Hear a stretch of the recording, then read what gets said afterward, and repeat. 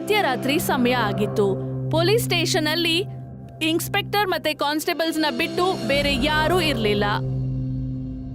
ಎಲ್ರೂ ಶಾಂತ ರಾತ್ರಿಯಲ್ಲಿ ಕುತ್ಕೊಂಡಿದ್ರು.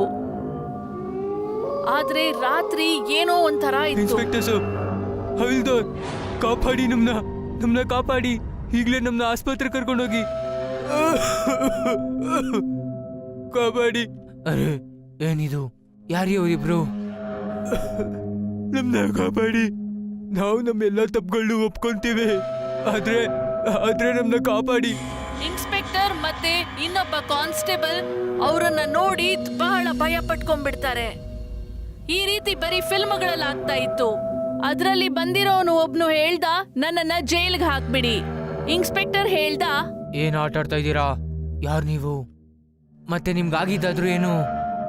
ಹೌದಾದ್, ಹಾಸ್ಪಿಟಲ್ ಬೇಗ ಫೋನ್ ಮಾಡಿ, ಬೇಗ ಆಂಬ್ಯುಲೆನ್ಸ್ ಕಳ್ಸಕ್ಕೆ ಹೇಳಿ. ಇನ್ಸ್ಪೆಕ್ಟರ್, ನಮ್ನ ಜೈಲ್ಗಾಕಿ. ನಾವು ಜೈಲಲ್ಲೇ ಇರ್ತೀವಿ. ನಮ್ನ ಜೈಲ್ಗಾಕಿ ಸಾಕು. ನಮ್ಗೆ ಸರ್ಕಾರದ ದುಡ್ಡಲ್ಲೇ ಒಳಗಡೆ ಕಳಿಸಿ. ಅವರಿಬ್ಬರ ಮಾತುಗಳನ್ನ ಕೇಳಿ ಇನ್ಸ್ಪೆಕ್ಟರ್ ಮತ್ತೆ ಕಾನ್ಸ್ಟೇಬಲ್ಗೆ ಏನು ಹೊಳಿತಾ ಇರ್ಲಿಲ್ಲ. ಅವರು ಅವ್ರನ್ನ ನೋಡ್ತಾನೆ ಇದ್ಬಿಟ್ರು. ಇನ್ಸ್ಪೆಕ್ಟರ್, ಸಂಜು ಮತ್ತೆ ರಾಜು ಇಬ್ರು ಇನ್ಸ್ಪೆಕ್ಟರ್ನ ಕಾಲ್ ಮೇಲೆ ಬಿದ್ದು ಬಿಡ್ತಾರೆ. ಆದ್ರೆ ಈ ಬಾರಿ ಎದ್ದೇಳೋದೇ ಇಲ್ಲ. ಇನ್ಸ್ಪೆಕ್ಟರ್ ಮತ್ತೆ ಕಾನ್ಸ್ಟೇಬಲ್ ಅವರನ್ನ ಟಚ್ ಮಾಡ್ತಾರೆ ಮತ್ತೆ ನೋಡ್ತಾರೆ ಅವರು ಸತ್ತಿದಾರಾ ಅಂತ. ಇವ್ರು ಸತ್ತೋಗಿದ್ದಾರೆ. ಯಾರು ಇವ್ರಿಬ್ರು? ಇವ್ರೇನಾದ್ರೂ ತಪ್ಪು ಮಾಡಿದ್ರೆ ನಮ್ಮಿಂದ ತಪ್ಸ್ಕೊಬೇಕು ತಾನೆ. ಇಲ್ಗೆ ಯಾಕೆ ಬಂದ್ರು? ಇದನ್ನೆಲ್ಲ ನೋಡಿ ಪೊಲೀಸ್ ಸ್ಟೇಷನ್ ಅಲ್ಲಿ ಎಲ್ಲರೂ ಬಹಳ ಆಶ್ಚರ್ಯಚಕಿತರಾಗಿದ್ರು. ಆದ್ರೆ ಯಾರಾದ್ರೂ ಪೊಲೀಸ್ ಸ್ಟೇಷನ್ಗೆ ಅವರೇ ಬಂದು ಅವರ ತಪ್ಪನ್ನ ಒಪ್ಕೊಳ್ತಾರಾ? ಸಾರ್, ಇದು ಚಂದು ಮತ್ತೆ ರಾಜು ತರ ಕಾಣಿಸಿದ್ದಾರೆ. 2 ತಿಂಗಳ ಮುಂಚೆ ನಾನೇ ಇವ್ರನ್ನ ಹಿಡ್ದಿದ್ದೆ. ಇಬ್ರು ಬೇಲ್ ಮೇಲಿದ್ರು.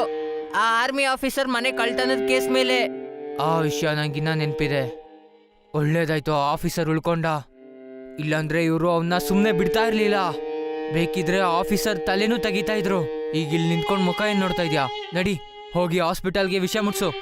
ಇವರಿಬ್ರು ಬದುಕಿದ್ದಾಗೆ ನಮ್ಗೆ ಹಿಂಸೆ ಕೊಡ್ತಾ ಇದ್ರು. ಈಗ ಸತ್ತೋಗಿ ನಮ್ಗೆ ಇನ್ನೇನ್ ಕಾಟ ಕೊಡ್ತಾರೋ ಯಾರು ಗೊತ್ತು. ರಾತ್ರಿ ಪೊಲೀಸ್ ಸ್ಟೇಷನ್ ಅಲ್ಲಿ ಏನಾಯ್ತು ಅದನ್ನ ನೆನೆಸ್ಕೊಂಡು ಇನ್ಸ್ಪೆಕ್ಟರ್ ಶಾಕ್ ಆಗಿದ್ದು ನಿಜ. ಆದ್ರೆ ಅವನಿಗೆ ಹಾಸ್ಪಿಟಲ್ ಡಾಕ್ಟರ್ ಏನ್ ಹೇಳಿದ್ರು ಅದನ್ನ ಕೇಳಿ ಅವನಿಗೆ ಇನ್ನೂ ಶಾಕ್ ಆಯ್ತು. ನಿಮ್ಮ ಕೈದಿಗಳ ಪರಿಸ್ಥಿತಿ ತುಂಬಾ ಶಾಕಿಂಗ್ ಆಗಿದೆ. ನಂಗೆ ಯಾವತ್ತೂ ಈ ತರ ಎಕ್ಸ್ಪೀರಿಯನ್ಸ್ ಆಗಿರ್ಲಿಲ್ಲ. ಮತ್ತೆ ಭವಿಷ್ಯ ಇದನ್ನ ನೋಡೋದು ಇಲ್ಲ ಅನ್ಸುತ್ತೆ. ಏನಾದ್ರ ಅರ್ಥ ಡಾಕ್ಟರ್ ಸರ್? ಇವ್ರು ಸತ್ತಿರೋದು ಮಾಂಸ ತಿಂದಿರೋದ್ರಿಂದ. ಅದೆಂತ ಮಾಂಸ ಅಂದ್ರೆ ಮನುಷ್ಯರು ಮಾಂಸ, ಅದು ಕೂಡ ಹಸಿದು. ಏನು, ಹಸಿ ಮನುಷ್ಯರು ಮಾಂಸನಾ? ಇದು ಹೇಗೆ ಸಾಧ್ಯ? You mean cannibals? ಹೌದು. ಆದ್ರೆ ನಂಗನ್ಸುತ್ತೆ ಇವರು ಮೊದಲನೇ ಬಾರಿ ಹಸಿ ಮಾಂಸ ತಿಂದಿರೋದು.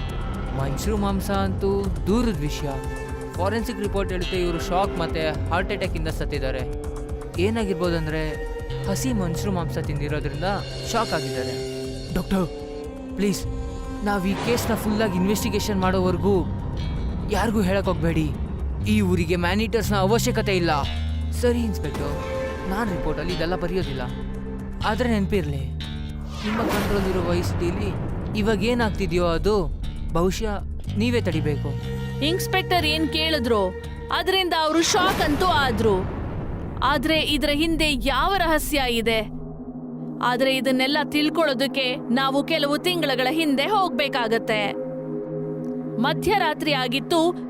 ಸಂಜು ಒಂದು ಕದ್ದಿರುವಂತ ಕಾರನ್ನ ಓಡಿಸ್ತಾ ಇರ್ತಾನೆ. ಅವನ ಜೊತೆ ರಾಜು ಮತ್ತೆ ಅವನ ಸ್ನೇಹಿತ ಮತ್ತೆ ಇನ್ನೊಬ್ಬ ಕಳ್ಳ ಕೂಡ ಇದ್ದ. ಅರೆ ಯಾರ್ ಸಂಜು, ನಾವಿವತ್ತಂತೂ ಒಳ್ಳೆ ಸಂಪಾದನೆ ಮಾಡಿದ್ದೇವೆ. ಅರೆ ಯಾರಿಗ್ ಗೊತ್ತಿತ್ತು ಆ ಮುದ್ಕನ್ ಮನೇಲಿ ಇಷ್ಟೊಂದು ದುಡ್ಡು ಸಿಗುತ್ತೆ ಅಂತ? ನಡಿ ಗೆಳೆಯ, 2-3 ತಿಂಗಳು ಆರಾಮಾಗಿರೋಣ. ಅರೆ ಗೆಳೆಯ, ಆ ಮುದ್ಕನ್ ಹತ್ರ ಇವಾಗ ಎಷ್ಟು ಹಣ ಇದೆಯೋ ಅದನ್ನ ನಾವು ಜೀವನ ಪೂರ್ತಿ EMI ಮತ್ತೆ ಬಿಲ್ಸ್ ಕಟ್ಕೊಂಡೇ ಇದ್ಬಿಡ್ಬಹುದು. ಅದಕ್ಕೆ ಹೇಳ್ತಾ ಇದ್ದೀನಿ, ನಾವು ಯಾವ ಥರ ಜಾಗ ಶಿಫ್ಟ್ ಆಗಿಬಿಡೋಣ ಅಂದರೆ ಜೀವನ ಪೂರ್ತಿ ನಾವು ದುಡ್ಡು ಮಾಡ್ಕೊಂಡಿರೋ ಥರನೇ. ಗೆಳೆಯ, ಇವಾಗಂತೂ ಶಿಫ್ಟ್ ಆಗಲೇಬೇಕು. ಒಂದು 3-4 ತಿಂಗಳಾದರೂ ಅಂಡರ್ಗ್ರೌಂಡ್ ಆಗಲೇಬೇಕು. ಕಳೆದ ಬಾರಿ ಥರ ಈ ಸಲ ಏನೂ ತೊಂದರೆ ಮಾಡ್ಕೊಳ್ಬಾರ್ದು. ಆದರೆ ಆ ಮುದ್ಕ ಸುಮ್ಮನೆ ಇರೋದಿಲ್ಲ. ಅವನು ಇದನ್ನ ಕಂಪ್ಲೇಂಟ್ ಕೊಟ್ಟೇ ಕೊಡ್ತಾನೆ. ಅರೆ ಯಾರು ಕೇಳಿಸ್ಕೊ, ಕಳೆದ ಬಾರಿ ಏನಾಯ್ತೋ ನಾನು ಒಪ್ಕೊಂತೀನಿ, ಅದು ನನ್ನಿಂದಾನೇ ಆಗಿತ್ತು. ಆಗ ಆರ್ಮಿ ಆಫೀಸರ್ ನಮ್ಮ ಮುಖನ ನೋಡಿದ್ದ ಮತ್ತೆ ಫೋಟೋನು ಹಿಡ್ಕೊಂಡಿದ್ದ. ನಿನಗೂ ಗೊತ್ತಲ್ವಾ, ಹಾಗಾಗಿ ಅವನ್ನ ಸಾಯಿಸ್ಬೇಕಾಯ್ತು. ಹೌದಾ? ಮಾಡ್ಲೇಬೇಕಿತ್ತು. ಮತ್ತೆ ಆ ಹುಡುಗಿ ಅವಳ್ದೇನು? ಅವಳನ್ನ ಯಾಕೆ ಸಾಯಿಸ್ದೆ? ಅವಳನ್ನ ಮುಖ ಕೂಡ ನೋಡಿರ್ಲಿಲ್ಲ. ಗೆಳೆಯ ನೋಡು, ಮೊದಲನೇ ವಿಷಯ ಎಲ್ಲೂ ಪ್ರೂವ್ ಆಗಿಲ್ಲ ನಾವೇ ಅವಳನ್ನ ಕೊಂದಿದೀವಿ ಅಂತ. ಮತ್ತೆ ಎರಡನೇ ವಿಷಯ, ಅವಳು ಸಾಫ್ಟ್ವೇರ್ ಇಂಜಿನಿಯರ್. ಅವಳ ಮನೆ ನೋಡಿದ್ದೆ ಅಲ್ವಾ, 4-5 CCTV ಕ್ಯಾಮ್ರಾ. ಒಂದಾದ್ರೂ ಪೊಲೀಸವ್ರ ಕೈಗೆ ಸಿಕ್ಕಿದ್ರೆ ನಮ್ಮ ಅಂತ್ಯ ಆಗಿರೋದು, ನಮ್ಮ ಅಂತ್ಯ. ಗೊತ್ತಾಯ್ತಾ? ನಾವು ಬಚಾವಾದ್ವಿ, ಅದನ್ನ ತಿಳ್ಕೊ. ಇದು ಪೊಲೀಸವ್ರಿಗೆ ಗೊತ್ತಾಗಕ್ ಮುಂಚೆನೆ ನಾವು ಹುಡುಗಿನ ಮತ್ತೆ ಕ್ಯಾಮ್ರಾನ ಎಲ್ಲ ಕಡೆ ಬಚ್ಚಿಟ್ಟಿದ್ವಿ. ಮತ್ತೆ ಆ ಕೇಸಿಂದ ನಮ್ಗೆ ಬೇಲ್ ಕೂಡ ಸಿಕ್ತು. ಆ ಲಾಯರ್ ಏನ್ ಹೇಳ್ದ? ಅರೆ ವಿಕ್ಟಿಮ್ಲೆಸ್ ಕ್ರೈಮ್. ವಿಕ್ಟಿಮ್ಲೆಸ್ ಕ್ರೈಮ್. ಅವನ್ಗೇನ್ ಗೊತ್ತು, ಅದು ರೋಡ್ ಆಕ್ಸಿಡೆಂಟ್ ಕೂಡ ಆಗಿರ್ಬೋದು. ತಪ್ಪಿತಸ್ಥ ಅವನ ತಪ್ಪುಗಳನ್ನ ಹೊಗಳ್ಕೊಳ್ಳೋವಾಗ ಇನ್ನೇನು ಅವನ ಕಡೆ ಸಮಯ ಬಂತು ಅಂತ ಅರ್ಥ. ಇನ್ನೇನು ಅವರು ಅಂತಿಮ ಘಟ್ಟ ತಲುಪಿದ್ದಾರೆ ಅಂತ. ಅರೆ ಮುಂದೆ ನೋಡ್ಕೊಂಡು ಓಡಿಸೋ. ಅರೆ ಆ ಜವಾನ ಹುಡುಗಿನ ಕೊಂದಿದ್ದಂತೂ ಒಳ್ಳೆ ಮಜಾ ಬಂತು.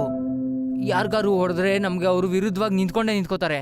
ಆದ್ರೆ ಆ ಹುಡುಗಿ ನಮ್ನ ಬಿಟ್ಬಿಡಿ ಅಂತ ಕೇಳ್ಕೊತಾ ಇದ್ಲು. ಮತ್ತೆ ನೀನ್ ಅವಳ ಕತ್ನ ಕುಯ್ದು ಬಿಟ್ಟೆ. ಹೇಗಂದ್ರೆ ಕೋಳಿ ಅಂಗಡಿಲಿ ಕೋಳಿ ಕತ್ನ ಹೇಗ್ ಕುಯ್ತಾರೋ ಹಾಗೆ ಕುಯ್ದೆ. ಮತ್ತೆ ಅವಳು ಎಂತ ಕೋಳಿ ಆಗಿದ್ಲು. ಮತ್ತೆ ನಂಗೆ ಅವಳು ಸೋಷಿಯಲ್ ಮೀಡಿಯಾದಲ್ಲಿ ಫ್ರೆಂಡ್ ಕೂಡ ಆಗಿದ್ಲು. ನಿಂಗೇನ್ ತಲೆ ಕೆಟ್ಟಿದ್ಯಾ? ಯಾರಿಗೆ ಪ್ರಾಣ ತೆಗ್ದೋ ಅವ್ರು ಸೋಷಿಯಲ್ ಮೀಡಿಯಾದಲ್ಲಿ ನಿಂಗೆ ಫ್ರೆಂಡಾ? ಅರೆ ಕೇಸ್ ಅಂತೂ ನಡೀತಾನೆ ಇರುತ್ತೆ. ಲಾಯರ್ಗೆ ಏನ್ ಗೊತ್ತು ಸೋಷಿಯಲ್ ಮೀಡಿಯಾದಲ್ಲಿ ಏನ್ ನಡೆಯುತ್ತೆ ಅಂತ. ನೀನ್ ಫೋಟೋ ನೋಡು, ಫೋಟೋ ಎಂತ ಒಳ್ಳೆ ಮಾಲು. ನೋಡು. ಅರೆ ಅದೆಲ್ಲ ಬಿಡು. ಈಗ ಹಸುವಾಗ್ತಿದೆ, ಎಲ್ಲಾದ್ರೂ ಊಟಕ್ಕೆ ನಿಲ್ಸು. ಹೇಳ್ತಾನೆ ಇದ್ದೀನಿ ನಾನು ಅಂಡರ್ಗ್ರೌಂಡ್ ಆಗ್ಬೇಕು ಅಂತ. ಮತ್ತೆ ಯಾರು ಗೊತ್ತು ಮುಂಬೈಲಿ ಊಟ ಹೇಗಿರುತ್ತೆ ಅಂತ. ಅದಂತೂ ನಿಜಾನೇ. ನಡಿ, ಒಂದು ಹೊಸ ಚೈನೀಸ್ ಹೋಟೆಲ್ ಓಪನ್ ಆಗಿದೆ, ಅಲ್ಲಿಗೆ ಹೋಗೋಣ. ಮತ್ತೆ ನಾಳೆ ಬೆಳಿಗ್ಗೆ ಟಿಕೆಟ್ ಬುಕ್ ಮಾಡ್ಕೊಂಡು ಊರಿಗೆ ಹೋಗ್ಬಿಡೋಣ. ಸಂಜು ಮತ್ತೆ ರಾಜುಗೆ ಹೊಟ್ಟೆ ಅಂತೂ ಹಸಿತಿದೆ. ಆದ್ರೆ ಅವ್ರಿಗೆ ಇನ್ ಮುಂದೆ ಏನಾಗುತ್ತೆ ಅನ್ನೋದು ಅವ್ರಿಗೆ ಗೊತ್ತೇ ಇಲ್ಲ. ಅದೇನು ಅಂದ್ರೆ, ಯಾರೇ ತಪ್ಪಿತಸ್ಥರು ತಪ್ಪು ಮಾಡೋದಕ್ಕೆ ಮುಂಚೆ 100 ಬಾರಿ ಅದನ್ನ ಯೋಚನೆ ಮಾಡಬೇಕು. ಬನ್ನಿ ಸರ್, ಚಾಂದಿ ಚೈನೀಸ್ಗೆ ನಿಮ್ಗೆ ಸ್ವಾಗತ. ಹೇಳಿ, ನಿಮ್ಗೆ ಏನ್ ತಗೊಂಡ್ ಬರ್ಲಿ? ನೂಡಲ್ಸ್, ಸೆಜ್ವಾನ್ ಅಥವಾ ಚೌಮೀನಾ? ಅರೆ ರಾಜು, ಹೊಸ ಚೈನೀಸ್ ಹೋಟೆಲ್ ಓಪನ್ ಆಗಿದೆ ಅಂತ ಗೊತ್ತಿತ್ತು, ಆದ್ರೆ ಈ ಹೋಟ್ಲು ಇಷ್ಟೊಂದು ಚೆನ್ನಾಗಿರುತ್ತೆ ಅಂತ ಅನ್ಕೊಂಡಿರ್ಲಿಲ್ಲ. ಅರೆ ಸರ್, ಗಾಡಿ ಅಂತ ಹೇಳ್ಬೇಡಿ, ಕಣ್ಣು ಕಾಣಿಸ್ತಿಲ್ವಾ? ಇಲ್ಲಿ ಕೂರಕ್ಕೆ ಜಾಗ ಇದೆ, ಅಲ್ಲಿ ಮಲ್ಗಕ್ಕೆ ಜಾಗ ಇದೆ. ಇದೆ ಚಾಂದಿ ರೆಸ್ಟೋರೆಂಟ್. ಬೇಗ 5 ಸ್ಟಾರ್ ಹೋಟೆಲ್ ಕೂಡ ಓಪನ್ ಮಾಡ್ತೀನಿ. ಓಪನ್ ಮಾಡಿ, ಖಂಡಿತ ಓಪನ್ ಮಾಡಿ. ಆದ್ರೆ ಅದಕ್ಕೂ ಮುಂಚೆ ಇವಾಗ ನಮ್ಗೆ ತಿನ್ನಕ್ಕೆ ಏನಾದ್ರು ಕೊಡಿ. ಖಂಡಿತ, ಬನ್ನಿ ಕೂತ್ಕೊಳ್ಳಿ. ಆ ಇಬ್ರು ಕಳ್ಳರು ಬಂದು ಕೂತ್ಕೊಳ್ತಾರೆ. ಸುತ್ತಮುತ್ತಲಿನ ಬಹಳ ವಿಜೃಂಭಿಸೋ ಗೋಡೆಗಳನ್ನ ನೋಡಿ ಅವರ ಮನ್ಸಲ್ಲಿ ಒಂದು ಆಲೋಚನೆ ಬರುತ್ತೆ. ಅರೆ ಗಿಳಿಯ, ಈಗ ತೆಗ್ದಿದ್ದಾರೆ, ಅಷ್ಟು ಬೇಗ ಶ್ರೀಮಂತರಾಗಿದ್ದಾರೆ ಅನ್ಸುತ್ತೆ. ಇವ್ರ ಹತ್ರ ತುಂಬಾ ಹಣ ಇದೆ ಅಂತ. ನೋಡಕ್ ಒಂಟಿಯಾಗೇ ಇದ್ದಾಳೆ. ಒಬ್ಬ ವೇಟರ್ ಇದ್ದಾನೆ, ಒಳಗಡೆ ಒಬ್ಬ ಕೊಕ್ಕಿದ್ದಾನೆ. ಮತ್ತಿನ್ನೇನೋ 4 ಜನದ ಜೊತೆ ಒಂದು ದೊಡ್ಡ ಮಾಲ್. ಅರೆ ಅದೆಲ್ಲ ಆಮೇಲೆ ನೋಡೋಣ. ಇವಾಗ ತುಂಬಾ ಹಸುವಾಗ್ತಿದೆ, ಮೊದಲು ಊಟ ಮಾಡೋಣ.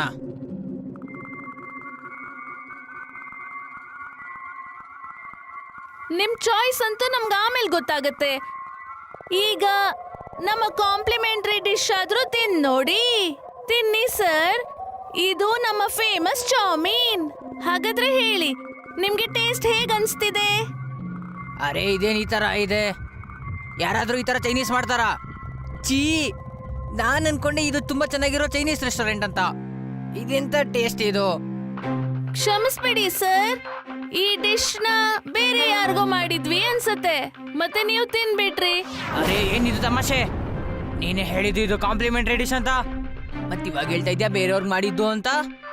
ಹೌದು ಸರ್, ಬೇರೆ ಯಾರಿಗೋ ಮಾಡ್ತಾ ಇದ್ರು, ಆದ್ರೆ ನಾನು ನಿಮಗೋಸ್ಕರ ತಂದ್ಬಿಟ್ಟೆ. ನಾನು ಊರಿಗೆ ಹೋಗಕ್ಕೆ ಅಂತ ದುಡ್ಡನ್ನ ಸೇವ್ ಮಾಡ್ತಾ ಇದ್ರೆ ನೀವು ಆ ದುಡ್ಡನ್ನ ಕದ್ಬಿಟ್ಟು ನನ್ನನ್ನ ಕೊಂದ್ಬಿಟ್ರಿ. ಎಲ್ಲೋಡ್ತಾ ಇದ್ದೀರಾ? ಇವಾಗಿನವರೆಗೂ ನಿಮ್ಗೆ ಎಲ್ಲ ಚೆನ್ನಾಗೇ ಇತ್ತು, ಈಗೇನಾಗೋಯ್ತು? ನನ್ನ ಕ್ಷಮಿಸ್ಬಿಡು, ನಮ್ನ ಹೋಗಕ್ ಬಿಟ್ಬಿಡು ಇಲ್ಲಿಂದ. ನಮ್ನ ಕ್ಷಮಿಸ್ಬಿಡು, ನಮ್ನ ಇಲ್ಲಿಂದ ಹೋಗಕ್ ಬಿಟ್ಬಿಡು. ಕ್ಷಮೆನಾ? ನಾನ್ ಯಾರು ನಿಮ್ಮನ್ನ ಕ್ಷಮಿಸೋದಕ್ಕೆ? ನಿಮ್ಗಂತೂ ಬೇಲ್ ಸಿಕ್ಕೇ ಬಿಡ್ತಲ್ಲ, ನಿಮ್ಗೀಗಿನ್ನೇನು ಭಯ? ನಮ್ಗೆ ಬೇಲ್ ಸಿಕ್ಕಿದೆ, ನಮ್ಗೆ ಇಲ್ಲಿಂದ ಹೋಗಕ್ ಬಿಟ್ಬಿಡು. ಗೊತ್ತಾ, ನಿಮ್ಮಂತ 3rd ಕ್ಲಾಸ್ ಕಳ್ರು ನನ್ ಮನೆಗ್ ಬಂದು ಕದ್ದಾಗ ನಾನು ನಮ್ ತಂದೆ ತಾಯಿಗೆ ದುಡ್ಡು ಕಳ್ಸಕ್ಕಾಗ್ಲಿಲ್ಲ, ಮತ್ತೆ ಅವರು ಆತ್ಮಹತ್ಯೆ ಮಾಡ್ಕೊಂಡ್ಬಿಟ್ರು. ನಮ್ನ ಕ್ಷಮಿಸ್ಬಿಡು, ಕಾಲ್ ಬೀಳ್ತೀನಿ, ನಮ್ನ ಕ್ಷಮಿಸ್ಬಿಡು. ಮತ್ತೆ ನಿಮಗ್ ಗೊತ್ತಾ, ನಾನು ಯಾವ ಗಾಡಿಯಲ್ಲಿ ಅವರ ಅಂತಿಮ ಸಂಸ್ಕಾರ ಮಾಡಕ್ಕೆ ಹಳ್ಳಿಗೆ ಹೋಗ್ತಾ ಇದ್ನೋ ಅದ್ರದ್ದು ಆಕ್ಸಿಡೆಂಟ್ ಆಯ್ತು. ಆ ದಿನದಿಂದ ನಾನು ನಿಮ್ಗೋಸ್ಕರ ಇಲ್ಲಿ ಕಾಯ್ತಾ ಇದ್ದೀನಿ. ಆಗ ಅನ್ಕೊಂಡೆ ನೀವು ಸಿಕ್ಕಿದಾಗ ಕೇಳ್ಬೇಕು, ನಿಮ್ಮ ಒಂದು ಕಳ್ಳತನದಿಂದ 3 ಜನರ ಕೊಲೆ ಆಗೋಯ್ತಲ್ಲ, ಎಲ್ಲಿಂದ ಬಂತು ಈ ವಿಕ್ಟಿಮ್ಲೆಸ್ ಕ್ರೈಮ್? ಸಂಜು ಮತ್ತು ರಾಜುಗೆ ಈಗ ಗೊತ್ತಾಗುತ್ತೆ ಅವರ ತಪ್ಪುಗಳೆಲ್ಲ ಈಗ ಕಣ್ಣು ಮುಂದೆ ಬಂದಿದೆ ಅಂತ. ಅವರು ನಡ್ಗಕ್ ಶುರು ಮಾಡ್ತಾರೆ. ಆದ್ರೆ ಚಾಂದಿನಿ ಕಣ್ಣುಗಳಲ್ಲಿ ಕ್ಷಮೆ ಅನ್ನೋ ಮಾತೇ ಇರ್ಲಿಲ್ಲ. ಈಗ ನೀವಿಲ್ಲೇ ಸಾಯಕ್ ಇಷ್ಟ ಇಲ್ಲ ಅಂದ್ರೆ ಈ ಹಸಿ ಮಾಂಸನ ತಿನ್ನಿ. ಹೋಗಿ ಹೋಗಿ ಪೊಲೀಸ್ ಸ್ಟೇಷನ್ಗೆ ನಿಜನ ಒಪ್ಕೊಂಬಿಡಿ. ಆದ್ರೆ ಇದಂತೂ ಖಂಡಿತ, ನನ್ನ ಹೋಟೆಲ್ ಅಲ್ಲಿ ಇನ್ನೂ 2 ಭೂತಗಳು ಬರ್ತವೆ, ಗೊತ್ತಾಯ್ತಾ? ಈಗ್ಲೇ ಹೋಗಿ. ನಾವಿಲ್ಲ ತಿಂತೀವಿ, ನಾವಿನ್ನ ತಿಂತೀವಿ, ಬಿಟ್ಬಿಡು ನಮ್ನ. ಈ ರೀತಿಯ ದೆವ್ವ ಸಂಜು ಮತ್ತೆ ರಾಜುಗೆ ಪೂರ್ತಿ ರಾತ್ರಿ ಮನುಷ್ಯನ ಮಾಂಸ ತಿನ್ನೋದಕ್ಕೆ ಬಲವಂತ ಮಾಡ್ತು. ಮತ್ತೆ ಅವರಿಬ್ರು ಅಲ್ಲಿಂದ ಹೊರಟೇ ಬಿಟ್ರು.